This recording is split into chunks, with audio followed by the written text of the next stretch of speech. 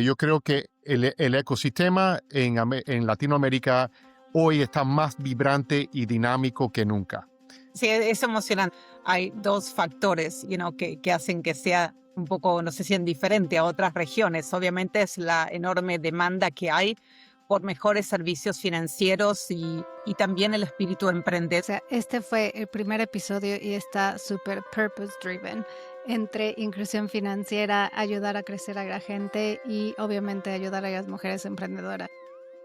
María, hola Rey, es todo un placer tenerlos en el episodio número 1 del podcast en español. Hola, Mónica, qué placer estar acá, qué felicidad y felicitaciones en el lanzamiento acá del podcast ahora en español.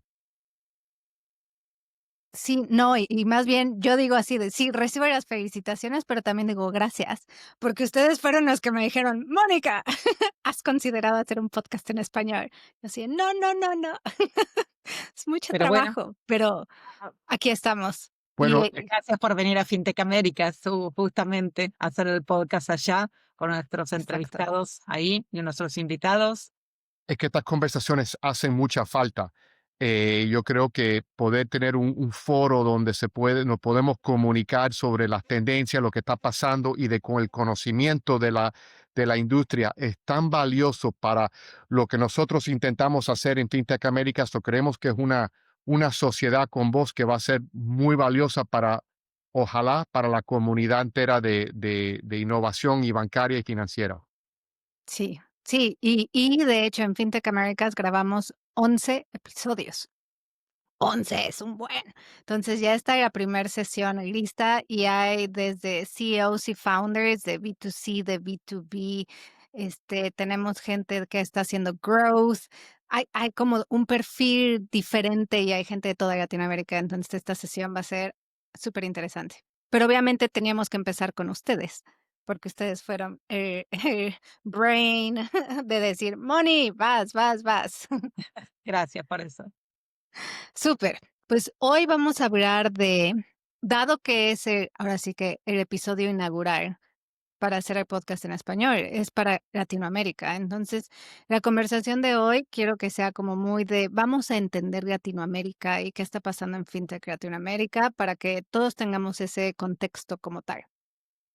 Entonces, quiero empezar con, ¿cómo nos describirían el estado actual de FinTech en las principales partes de Latinoamérica?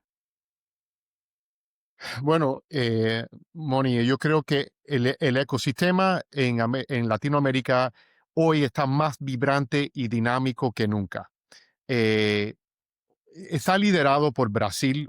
Obviamente, yo creo que por el tamaño del país, las dos instituciones financieras más grandes de la región son brasileras, Itaú y Bradesco. El lanzamiento de Pix, ellos son el país más importante en liderar y yo creo que impulsar lo que es el ecosistema de fintech en la región. Y también, bueno, Nubank comenzó operaciones en Brasil. Sí, ellos indudablemente es el país líder y más importante. México, por otro lado, es un semillero de innovación, particularmente en lo que es Open Finance y finanzas en bebidas.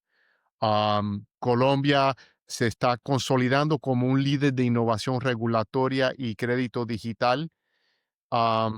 Y yo diría que Argentina, a pesar de toda la volatilidad económica, sigue produciendo emprendedores fintech increíblemente resilientes, y también creo que en el sector, lo que es en el subsector de cripto y stablecoins, han sido unos líderes fabulosos. Wow. Sí, y yo escucho mucho el ecosistema, siempre escucho el ecosistema es muy vibrante. Obviamente yo estoy en Asia, ¿no? Pero sí, sí se Ujú. escucha y como me lo describes sí, sí suena muy, it's happening. Bueno, Está emocionante.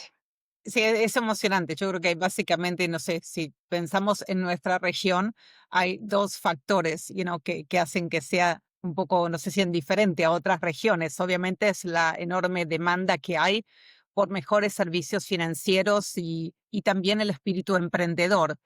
En otras regiones, fintech como que mejora lo existente. En LATAM, fintech crea el acceso financiero por primera vez para millones. Como que no es solo disrupción, es también construcción. Tenemos 50% no bancarizados en la región y bueno, y obviamente que tratamos de ayudar nosotros desde nuestro rol de en FinTech Américas, de ayudar justamente a los países más pequeños que no tienen la escala para proyectarse regionalmente. Y Ujú. creo que eso es algo que de lo que menciona María, de lo que hace en la región tan dinámica en lo que es el sector fintech. Primero es, siempre ha habido un sector bancario importante y desarrollado y establecido, pero ese sector no le daba servicio y al día no le da servicio a más de la mayoría de la población. Hay un elemento ya básico de infraestructura, pero una necesidad gigantesca para innovar y traer abajo los costos transaccionales. Y eso es, yo creo que lo que impulsa el dinamismo de la región. Pero, y de lo que estamos hablando acá, un tema, hablamos de 4 países, pero son más de 30 países. Y creo que eso crea grandes oportunidades, pero grandes desafíos también. Pero el sector, por lo menos en lo que estamos viendo en los países grandes, está moviéndose de una manera muy innovadora adelante. Mm. Y para que, ahora sí que para que fintech sea rápido y que sea innovador, una parte muy importante es la regulación. ¿Cómo han visto ustedes que ha evolucionado la regulación en Latinoamérica? Mira, para nosotros acá en FinTech Américas, el tema regulatorio ha sido uno de los temas más críticos de nuestra vista de cómo ayudar a adelantar esta idea de nosotros de hacer las finanzas más rápidas, más inclusivas.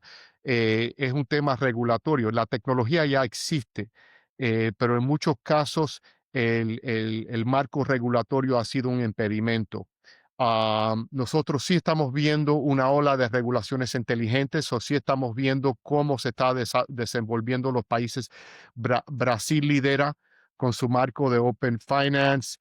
México fue un pionero con su ley de FinTech Ujú. y aunque su implementación ha sido lenta, creo que fue un paso que tomaron que le dio una ruta de camino a los otros países de tomar el riesgo de innovar en ese aspecto. Colombia se está destacando por su enfoque de sandbox regulatorio y Argentina, como hablamos en el sector de activos digitales, está liderando mucho. Ajá. Eh, Uno de los temas que nosotros buscamos ayudar acá, poner nuestro grano de arena, es en Centroamérica, es unir los marcos regulatorios en lo que es Centroamérica y el Caribe, porque lo que vemos es que los países pequeños no están atrayendo la atención de los mercados fintech, no por falta de innovación regulatoria, sino por falta de escala. Y lo que hemos visto, por lo menos con los líderes de la Superintendencia de Bancos de Panamá, los superintendentes de la República Dominicana, de Guatemala, es entender que ellos solos no van a poder, no hay nada que ellos solo puedan hacer para impulsar lo que es la innovación y la transformación de su sector, que es más cómo se pueden unir con los otros Mm. para tratar de crear algún aspecto de marco regulatorio compartido entre esos países más pequeños para que crean un poco de escala y atraer a las fintechs y a la inversión que pudiera impulsar esos ecosistemas adelante. Y un adelanto, Mónica, sobre FinTech Américas del 2026, justamente es eso. Así como nosotros tenemos, viste, que reunimos a CEOs de los bancos más representativos de la región, como también atraer a más reguladores, porque es Mm. fundamental justamente para el avance de la región. Así que eso es algo que es coming. Sí El que gallo que creemos entra. que si más de ellos están escuchando y teniendo conocimiento compartido, donde todos estamos viendo y escuchando de los brasileros. Y no es que ellos no se hablen o que FinTech América sea obviamente el único foro que los trae, pero sí queremos ser una parada importante porque nosotros nos enfocamos mucho, creemos que el sector bancario es crítico, especialmente estructuralmente como las economías de Latinoamérica están formadas. La banca tiene una posición crítica en esos sectores y queremos también ayudar al sector fintech como, como trabajar con la banca, pero también competir con ella. Y entonces lo que creemos es que tratando de ver acá el mundo de innovación y transformación financiera, trayendo los aspectos de clase mundial de diferentes historias desde Asia, de los Estados Unidos, de Europa, que creemos que trayendo los reguladores que podemos, por lo menos otra vez, nuestro granito de arena en evolucionar y ayudar a impulsar adelante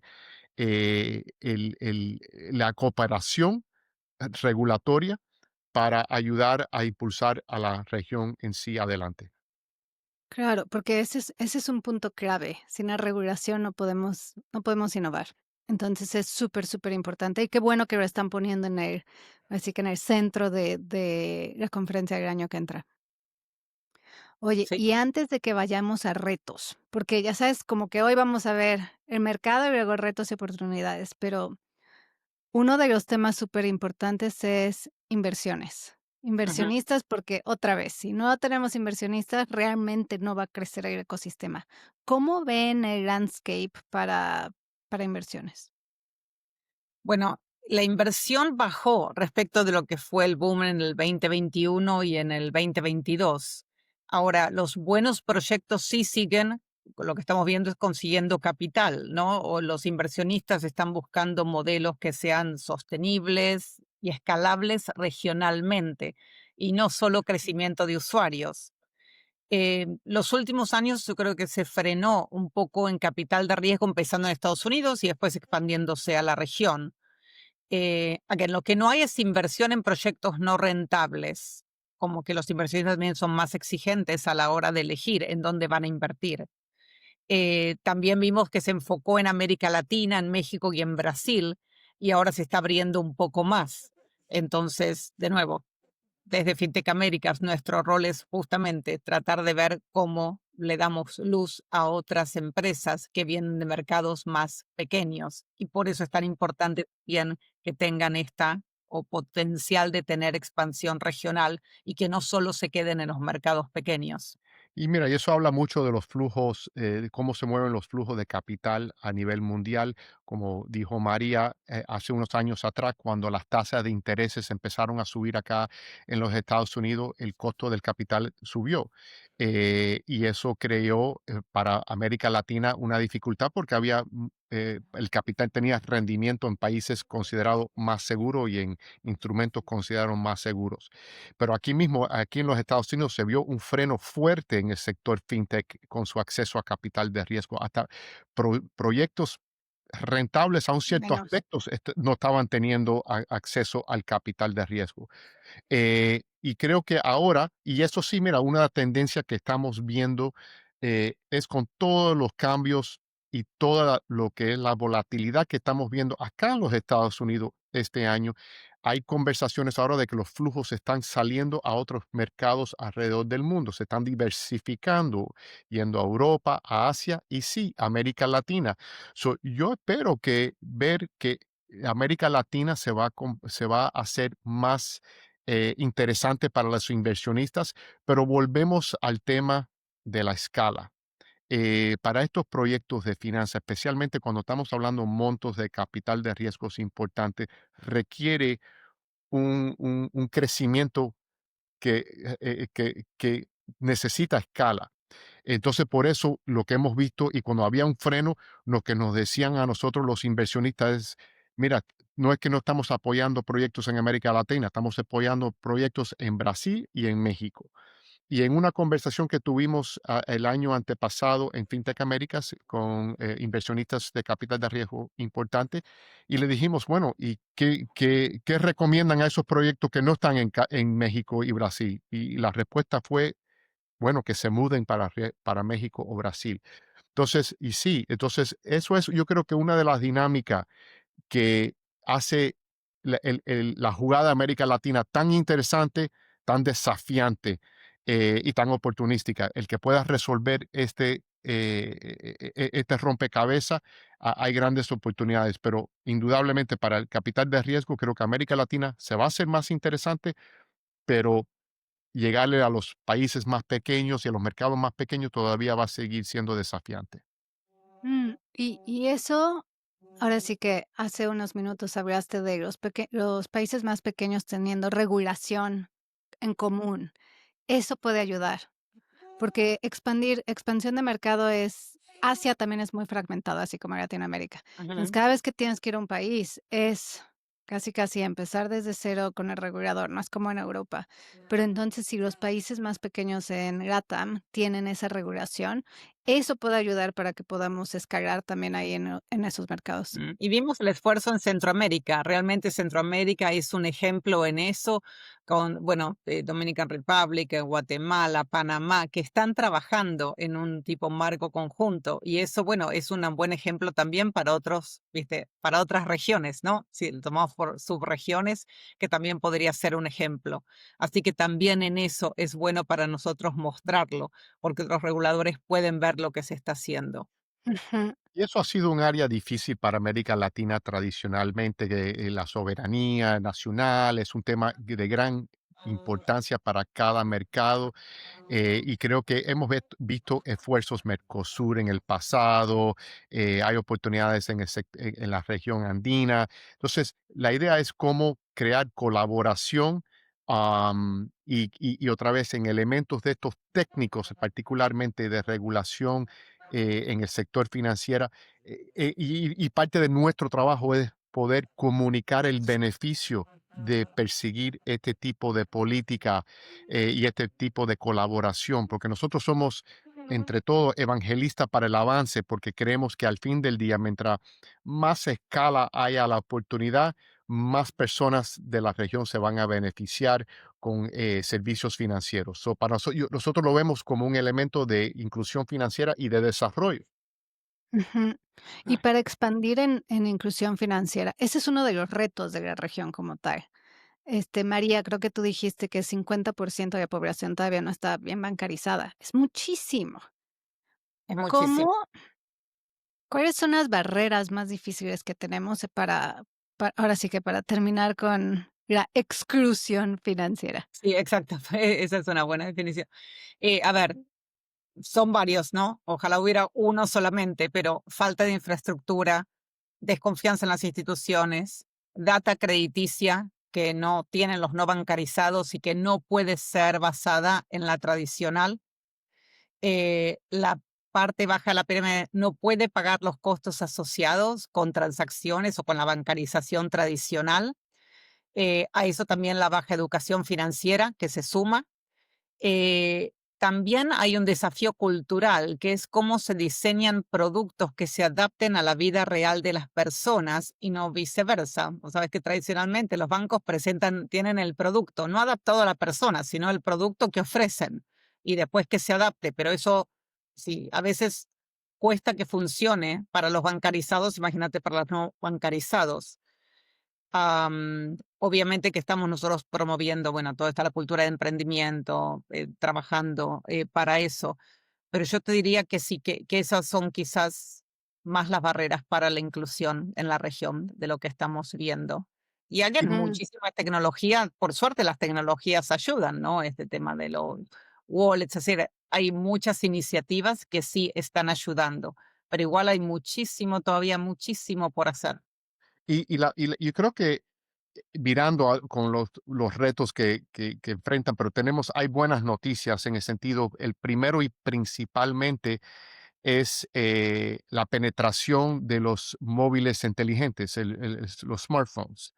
Eso ha cambiado totalmente la trayectoria de todo esto de lo que estamos hablando, porque vemos en las ciudades, en las áreas urbanas de América Latina, son más de 100% penetración, porque muchas personas tienen más de un dispositivo.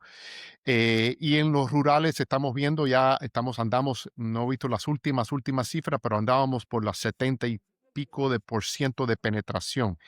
Eso yo creo que crea una infraestructura básica para el comienzo de la inclusión financiera, porque ya eso se convierte en sucursal, está en el bolsillo o en la cartera o en la persona de cada uno que tenga un dispositivo inteligente.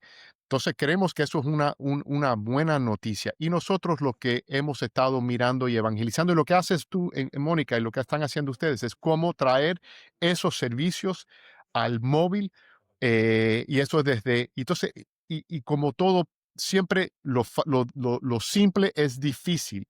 Cómo Sí, crear para verificación de identidad, cómo tener para poder educar financieramente. Entonces, son cosas, elementos que son simples en sí ejecutarlo, pero traer eso todo junto a llevarlos a áreas rurales para empezar a bancarizar personas de una manera eh, con costos eficientes, porque a un costo alto se puede hacer todo. Es cómo hacer todos esos elementos y traer los costos abajo. Y esa es la oportunidad y el futuro que estamos viendo, porque ir a un sucursal con efectivo o con un cheque es carísimo. Termina dependiendo, pero estamos hablando de 3, 4, 5, 6, $7 por transacción, pero una transacción digital por un dispositivo puede ser unos cuantos centavos. Entonces, la oportunidad es apalancar esta evolución tecnológica de los dispositivos, y eso ser el canal donde se resuelve el tema de la inclusión financiera. ujú. Y para que podamos ahora sí que aprovechar esas oportunidades, obviamente necesitamos gente que sea superbuena. Estamos picudos en la industria y Latinoamérica tiene gente muy buena, pero ¿cuáles son los retos que tenemos en cuanto a talento? ¿Y cuáles son los capabilities que tenemos que desarrollar? Bueno, mira, en América Latina, como bien dices, hay un talento impresionantísimo.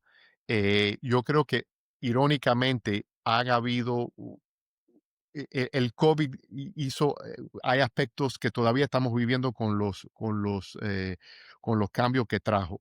El trabajo remoto.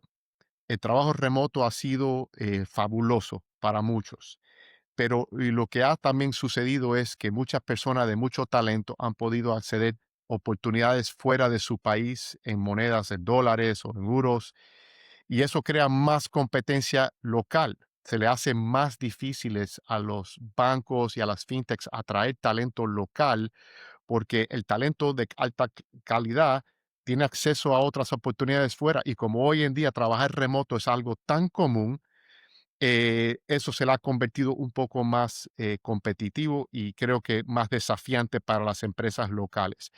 Nosotros lo que estamos viendo y también alguien que sepa de tecnología es importante, pero saber de finanzas es tan importante, y el cruce de conocer finanzas, conocer la banca y conocer tecnología, eso ya es un talento altamente especializado. Y ya los costos de esos talentos han subido muchísimo, y creo que uno de los desafíos que enfrenta los reguladores, la industria en sí y las instituciones individuales es cómo crear capacitación a escala para producir mucho talento que pueda alimentar a la industria. Mm, Y tiene que ser exceso de talento Ujú. y eso va a haber un beneficio muy virtuoso, porque mientras más talento se ve capacitando, aunque sea contratado localmente o extranjero o como sea, eso alimenta el ecosistema del país en donde el talento se está alimentando. Pero eso yo creo que es un desafío que lo enfrenta la industria a nivel mundial. Mira, hoy, famosamente ya se ha creado un dato famoso, pero como el Foro Económico Mundial ha relevado, todavía hay una escasez de 3 millones de trabajos mundiales con ciberseguridad. Es un aspecto donde hay una escasez enorme, y es una industria importantísima cómo podemos llegar a la capacitación para traer ese talento fabuloso a América Latina, que es un beneficio para el país de tener ese talento, que tenga acceso a esos trabajos y los ingresos que esos trabajos traen. So, Sí. es una gran oportunidad, pero al mismo tiempo un gran, gran, gran, gran desafío. Y Sí, talento, ¿y yo creo que cómo? también, Mónica, es un cambio de paradigma total, porque vos pensás lo que la gente aspiraba, aspiracionalmente era antes el prestigio de trabajar en un banco o trabajar en una empresa y por muchos años, o sea, es un cambio de paradigma. Ahora, ¿cuál es? Es ser entrepreneur, ¿correcto? Eso es lo que la gente aspira y lo que la gente quiere.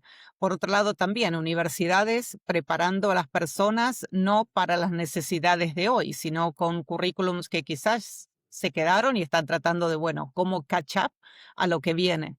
Entonces, ese es un desafío también grande que están Mm, enfrentando todos, ¿no? Y sobre todo las industrias tradicionales. sí. ¿Y cómo desarrollamos talento en escala? Así que, ¿cuál es la respuesta? Mm, Bueno, María, no sé si quieres hablar un poco del Junior Achievement, lo que sí. lo que hemos hecho en ese aspecto. Bueno, hay un programa, sí, hicimos una alianza con Junior Achievement, con Mujer Digital, que obviamente es enseñarles sobre todos temas tecnológicos como ciberseguridad, cloud, infraestructura, para que justamente puedan conseguir empleos en instituciones bancarias o empresas de tecnología.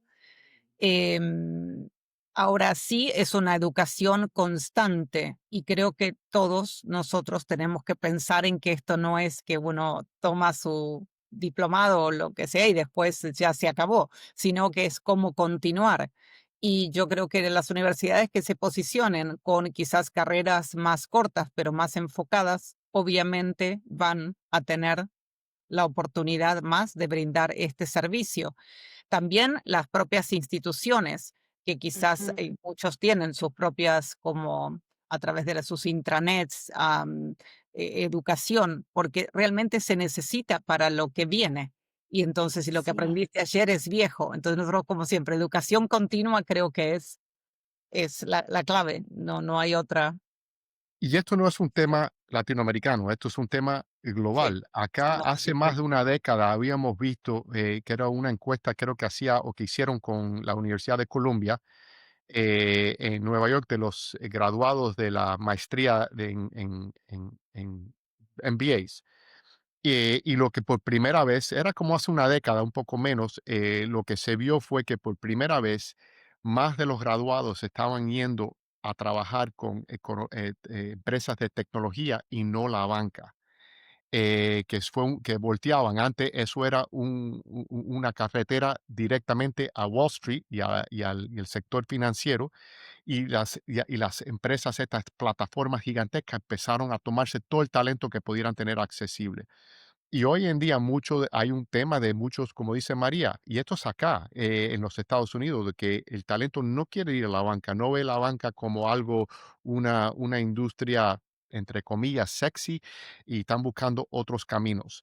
Entonces, hay un elemento de cómo comunicar la oportunidad que creo que es importante, cómo la banca comunica como industria las oportunidades que hay para Mm, emprendimiento interno, para trabajos en tecnologías avanzadas, en un sector seguro, con mucha oportunidad de crecimiento. So, hay un elemento de eso, pero al mismo tiempo, como dijo María, nosotros también somos emprendedores, nos encanta el emprendimiento y creemos que el emprendimiento es importantísimo para el avance y el desarrollo de los países en América Latina.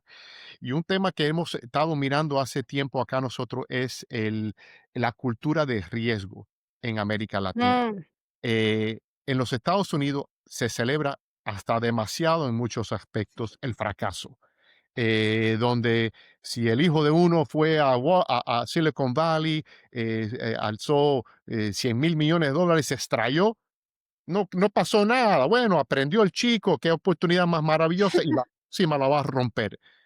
América Latina no es así, ni Asia no, es así tampoco. no, Es no. más, es una cicatriz en el nombre de la familia, que el muchacho se haya fracasado. No hay la misma cultura de riesgo. Y eso es Mm, importante, y la estamos viendo que sí se está evolucionando. Ujú. Programas como Junior Achievement está enseñando que mucho del emprendimiento es una victoria con 10 derrotas, y si tienes una, considérate hasta exitoso.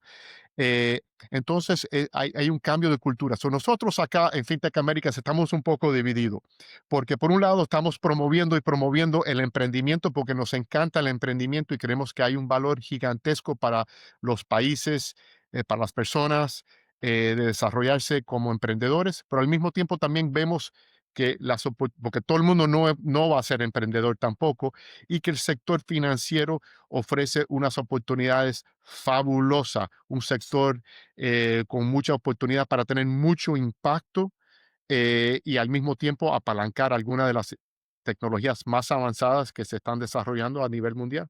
No, y también de claro, sí, aprendizaje, porque en sí, realidad, es decir, la ventaja es que entras en un banco, sí, obviamente aprendes, y la realidad es que yo soy una convencida de que uno no es solamente un emprendedor cuando trabaja en su propia empresa, uno puede ser un emprendedor trabajando en relación de dependencia en una institución, porque cuando vos tenés accountability, tenés obviamente ese perfil de que, bueno, de cómo mejorar, de cómo hacer las cosas, del aprender. Bueno, en realidad también sos un emprendedor. Entonces el tema es, bueno, ¿cómo modificamos eso? El hecho también de que muchos bancos están teniendo su banco digital y lo están armando al costado, bueno, también eso da una oportunidad, imagínate, increíble, cómo me encantaría haber estado en ese momento en la banca y no cuando estuvimos, que era, bueno, poder armar un banco digital al costado, Entonces, qué bueno sí, que hubiera sido eso y aprender desde cero y desde lo interno. sí, So, y hay tienes una toda oportunidad. la razón. Sí, esa ha sido mi carrera en fintech, 10 años empezando 2 bancos digitales desde cero, pero cuando yo estaba en la universidad, obviamente, pues eso no existía. Nunca decía: "Ay, sí, voy a empezar un banco". Voy a No, y empezar. ahora dices: "Pues sí, empecé 2 bancos y los crecimos y ahí van". Sí, es una oportunidad única, se aprende muchisisisísimo. Y se me hizo interesante que pasaron mucho que ahora sí que expandieron en el tema, porque yo he estado pensando en hacer algún tipo de training, un programa, no sé si es de producto, de fintech, Mm, de mindset, una mezcla de los 3. Dije, empiezo en inglés, pero obviamente eventualmente quedará en español. Parece que hay oportunidad para crecer mucho, yo creo. Hay oportunidad. Mira, nosotros obviamente, viste que FinTech Américas es la comunidad más grande en América Latina de banca FinTech y nosotros tenemos también programas que hacemos digitales. Lo que está teniendo más tracción en este momento, Mónica, son cuando nosotros hacemos masterclasses. Las personas quieren Mm, aprender. Pensemos que la gente realmente quiere mejorar en su trabajo, quiere incluso tener mejores posibilidades, tanto donde está o porque es aspiracionalmente está buscando otra posición. Y ahí es donde más hemos visto, con lo cual lo que estás diciendo absolutamente pega perfecto con lo que se está buscando en estos momentos. perfecto. Oye, y expandiendo en oportunidades, stablecoins. En Fintech América subieron varias pláticas de stablecoins. ¿Cuál es la oportunidad realmente y los use cases? Bueno, obviamente las stablecoin de alguna manera funcionan como una tabla de salvación en economías inestables, remesas, ahorros y hasta sueldos. Está, no sé, Bitso en México o Velo en Argentina, que son buenos ejemplos de cómo integrar stablecoins en la vida diaria.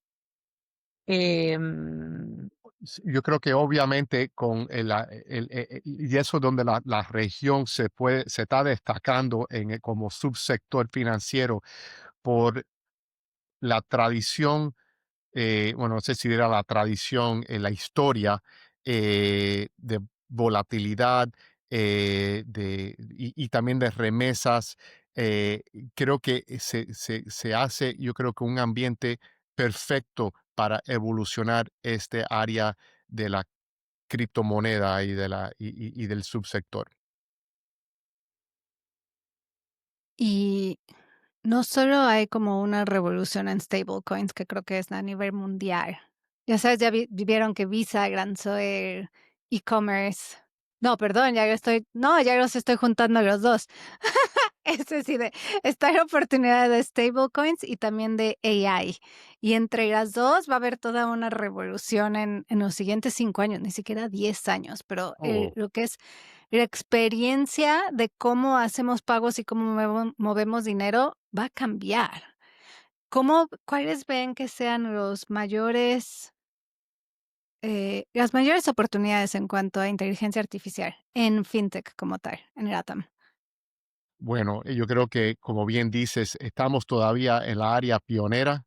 So, no hemos, yo creo que ni empezado a ver la totalidad del potencial impacto que pueda tener.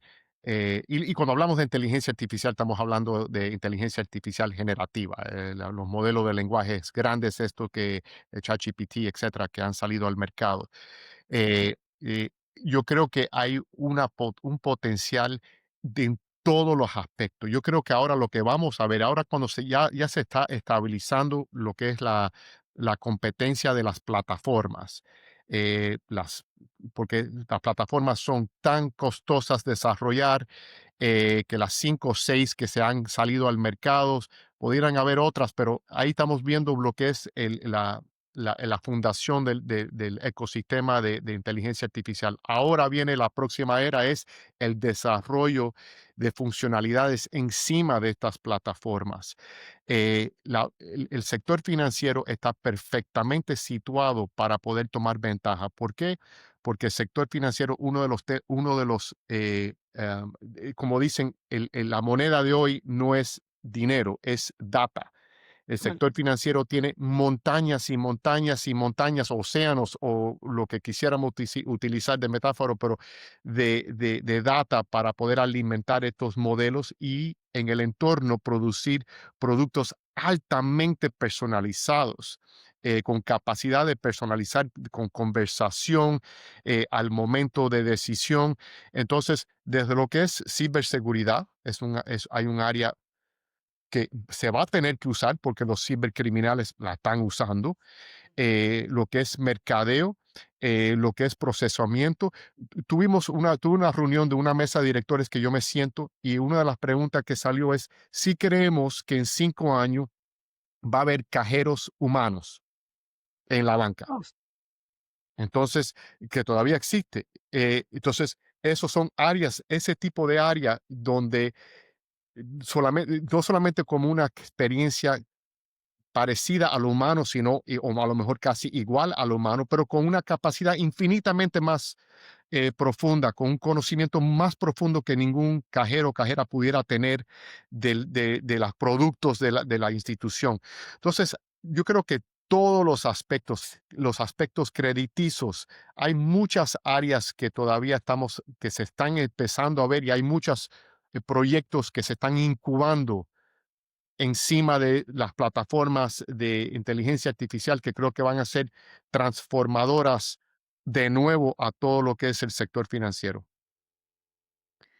Sí, y ahora sí que es momento para, como estabas diciendo, en vez de tener, miedo al riesgo, decir: "Bueno, vamos a empezar a innovar, empezar a idear, empezar a crear ese roadmap para el futuro de cómo vamos a ir adoptando AI a través de todos los procesos, de todos los departamentos".